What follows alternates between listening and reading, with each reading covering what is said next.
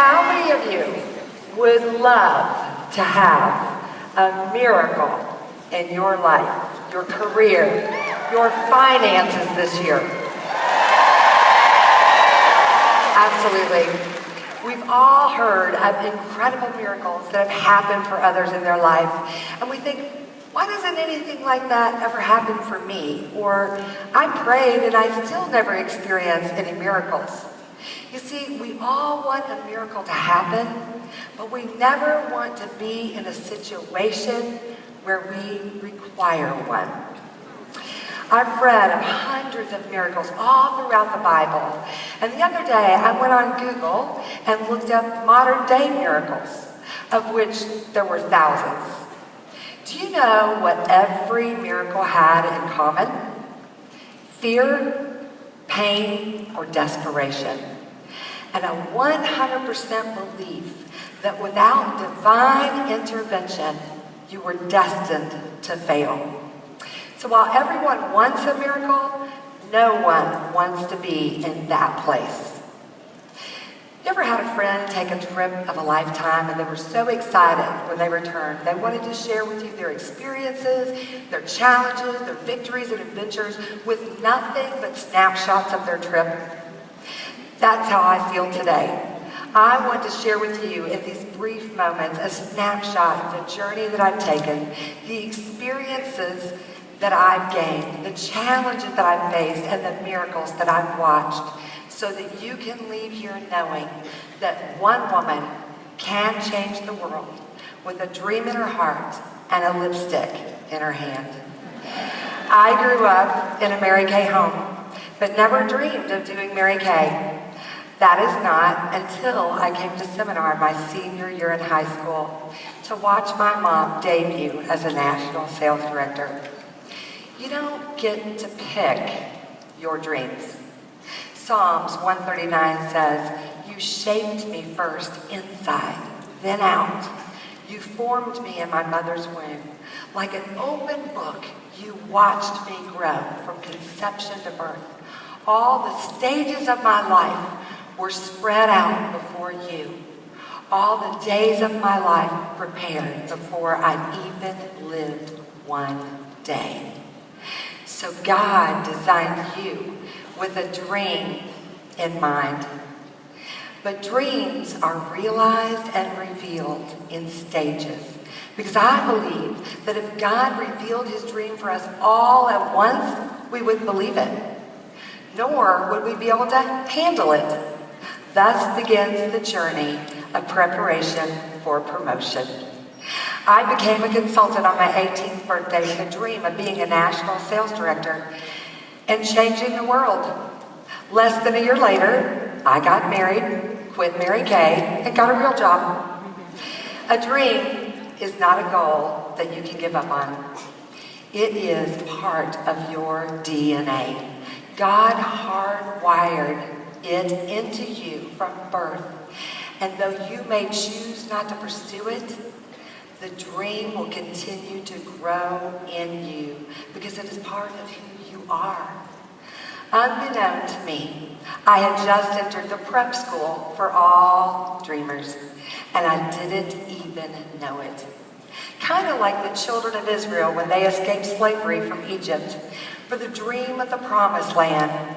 No sooner than they were out of Egypt and on their way to realizing their dream, which at most was a 4-week journey, when they wanted to quit and turn back. So God took them the long route.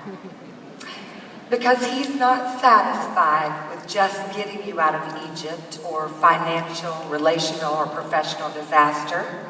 He wants to get Egypt, lack, selfishness, and self-promotion out of you. Joe and I got married on love, started having kids, and soon I found myself broke, busted, and disgusted.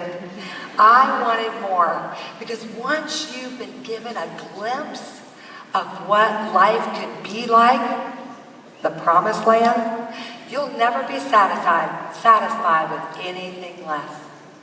In perfect God-like timing, he waited until I had made a mess of all my plans to reintroduce me to his.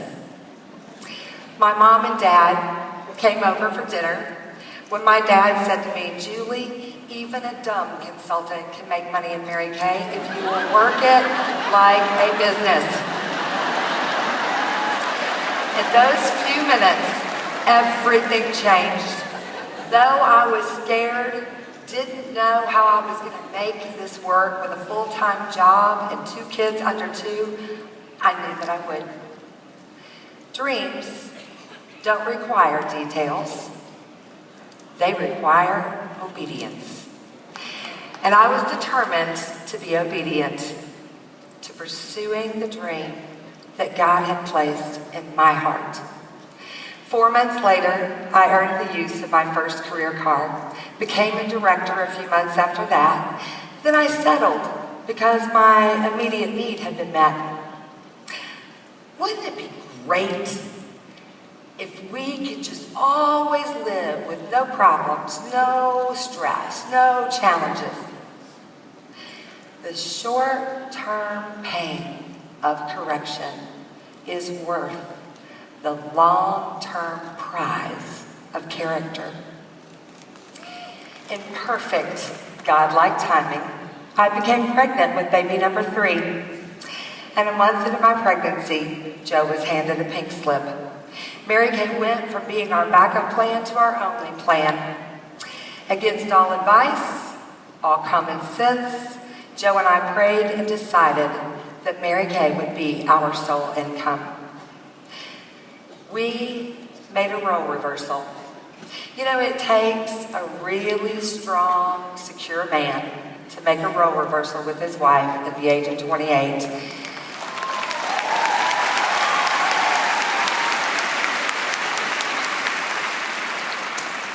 But Joe has always believed in the dream that God had given me, even when I didn't. He was asked one time by our neighbor, "How does it feel to have your wife make more money than you?" He just said, "I don't know, Tim. She makes more money than you too. How do you feel?"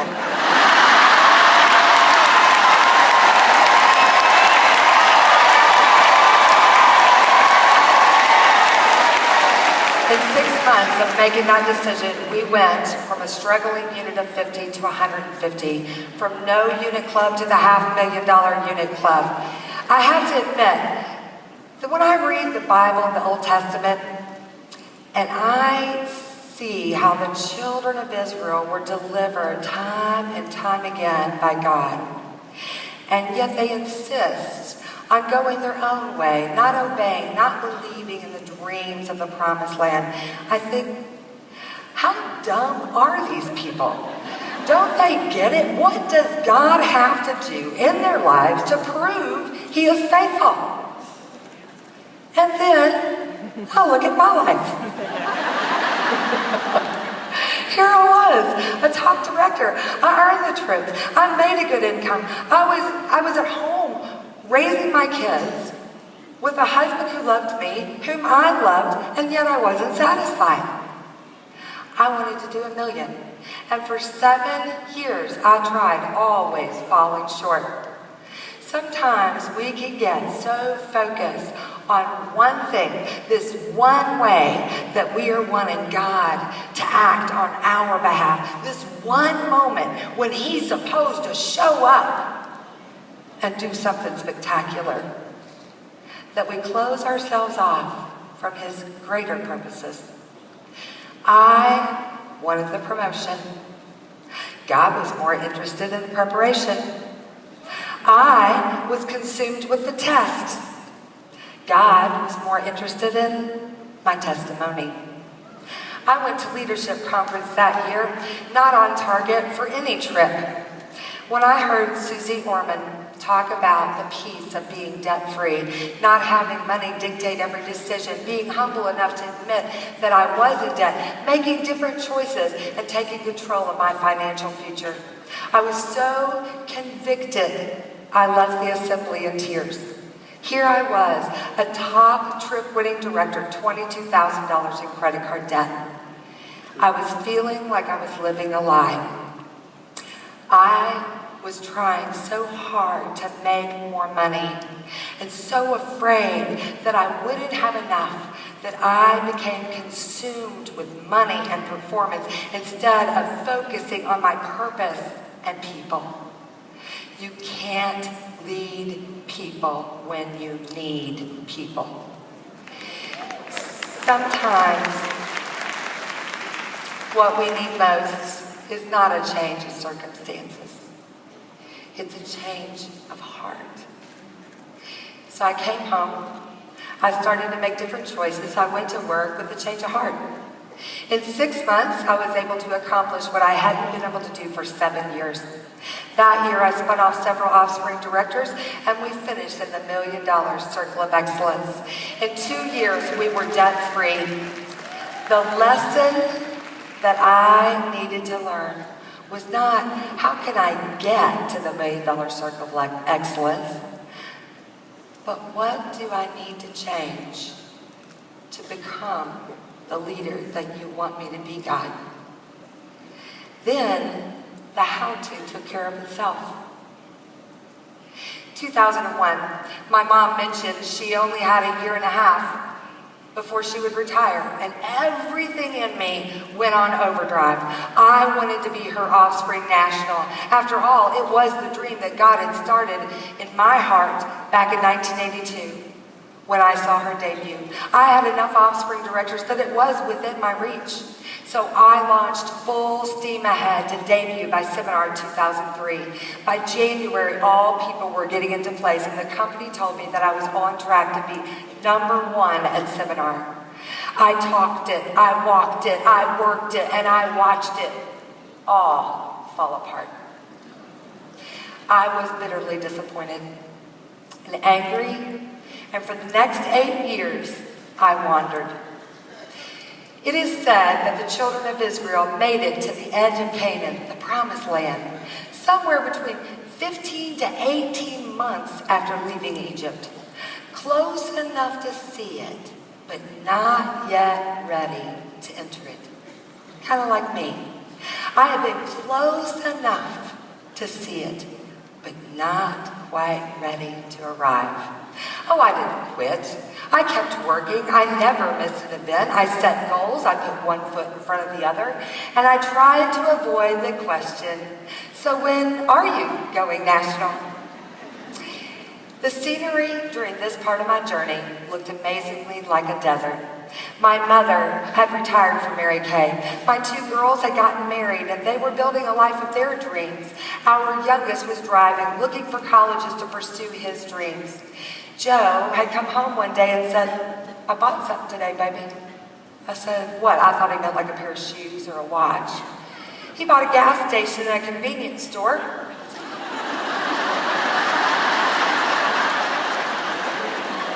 Thank you, Mary Kay. So he was having a ball pursuing his dreams. Many of my Mary Kay girlfriends had gone on to become national sales directors and pursue their dreams. It's hard to be around people pursuing, reaching, and living their dreams when you're not. I was driving home one night from an event when I put in one of the monthly CDs from the company. It was new National Sales Director Kelly McCarroll talking about a turning point moment in her career on the top director's trip in Rome when she heard Julie Weaver say, you must have an unwavering belief in your dream. She went home from that trip and she became a national sales director. I almost ran my car off the road. I was still wandering and wondering, did I miss you, Lord? Did I do something wrong, Lord? What is wrong with me? I wrote in my journal, Lord, if it's not your desire for me to be a national, then take away my desire to become one. If it is your will, then help me. And yet there was still silence. I had to ask myself many times, Julie, are you interested in the giver or just his gifts? A dream is like a plant. The greatest work, the hardest work, is being done when nothing can be physically seen before it breaks ground. I decided to go to work on me. I hired a life coach to give me a new perspective. I read more books in 6 months than I've read in a lifetime. I taught my people everything I learned, determined to be the best leader that I could be for them. I started to rediscover who I was and why I did the things that I did. I realized how unknowingly I had shut down on the inside based on past hurts or disappointments, not fully putting my heart on the line for my dreams for fear that I would be disappointed again. I couldn't tell if I was growing, but I felt different. I felt hope, and people around me started to notice. At seminar that year, I put together a DVD of how one woman's dream had been passed on to my mom, then to me, and now to them. I told each woman's story, how that dream had changed their life. I threw my heart over the bar and made the announcement that we would be a national this year. We had 10 first-line directors. Right after that, we had 2 directors step down. At one time, I wouldn't let that stop me. Now I consider that a sign that I was on the right track because the enemy was scared.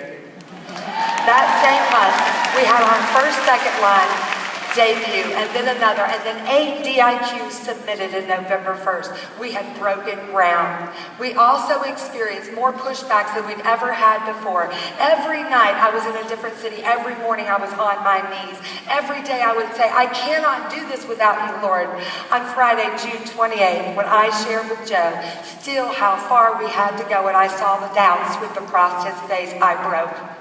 I sobbed with fear, pain, and desperation. I knew without divine intervention, we could not make it. It was a perfect setup for a miracle. When Joshua and the children of Israel faced the raging floodwaters of the Jordan River, and they knew they must cross it to enter the promised land, he said, prepare yourselves, for tomorrow the Lord will do amazing things among you.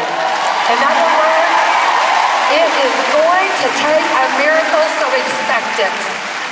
What they didn't know is about 30 miles upriver, God piled the waters of Jordan up in a heap, so it was already drying up. They just couldn't see it yet.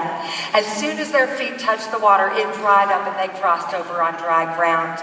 So on June 30th, with 19 directors and DIQs in my home, facing the raging waters of impossibility, we called, we prayed, we asked, we fought, and we expected our God to provide a way. And this one woman